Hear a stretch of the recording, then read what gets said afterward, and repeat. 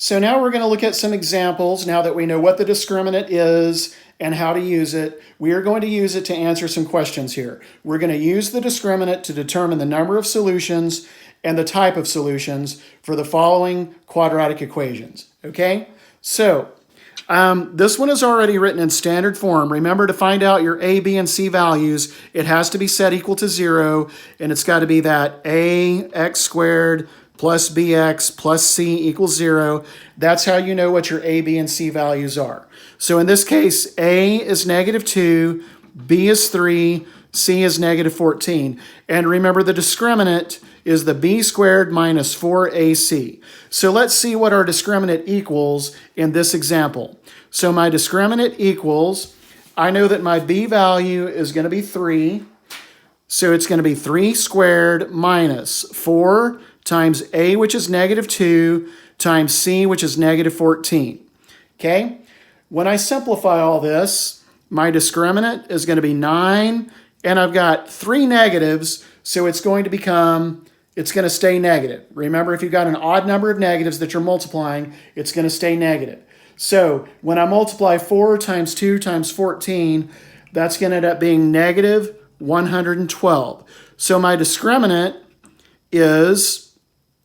equals -103. So it's -103. So my discriminant is less than 0, so I'm going to have no real roots. Okay? If I look at my next example, again, it's written in standard form, ax squared plus bx plus c. Here my a term is 1, my b term is -7, my c term is 2. So to find the discriminant, remember that's b squared minus 4ac. So here, the discriminant is going to be -7 squared minus 4 times 1 times 2. Right? So in this case, my discriminant equals 49 minus 4 times 1 is 4, 4 times 2 is 8, so -8. So my discriminant is 41. So since my discriminant is greater than 0, I'm going to have 2 real roots. It's going to cross the x-axis twice. Okay? And then finally, I've got 3x squared minus 8x plus 7 equals x squared minus 1. It's not set equal to 0, so I need to rewrite it in standard form. I'm going to subtract x squared from both sides, and I'm going to add 1 to both sides. Okay? That's going to make that 2x squared minus 8x plus 8 equals 0. So now, guys, I can identify my a, b, and c terms. A is 2, b is -8, c is 8. All right? So when I plug into the quadratic equation, or the discriminant, when I plug into the discriminant, I got b squared minus 4ac. So the discriminant equals -8 squared minus 4 times 2 times 8. Okay? So remember, -8 squared is positive 64. -4 times 2 is -8. -8 times 8 is -64. So in this case, my discriminant actually equals 0. So that means I'm going to have 1 real root. So it would be sitting right on the x-axis, the vertex would be. All right? So finally, let's look at some graphs down here and determine whether or not your discriminant would be greater than 0, whether it would equal 0, or if it would be less than 0.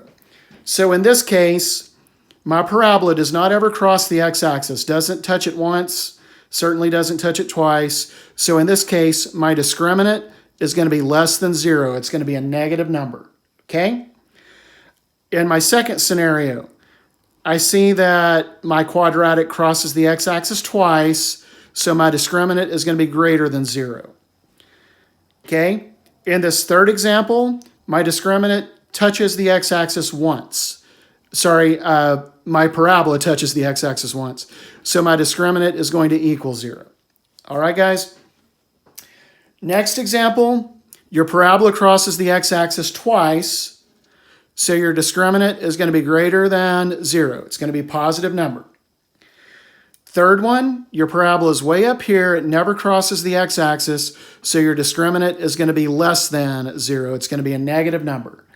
And finally, if we look at that last one, the vertex is sitting on the x-axis. It touches it once. So your discriminant equals, 0. Okay, guys? So your discriminant equals 0.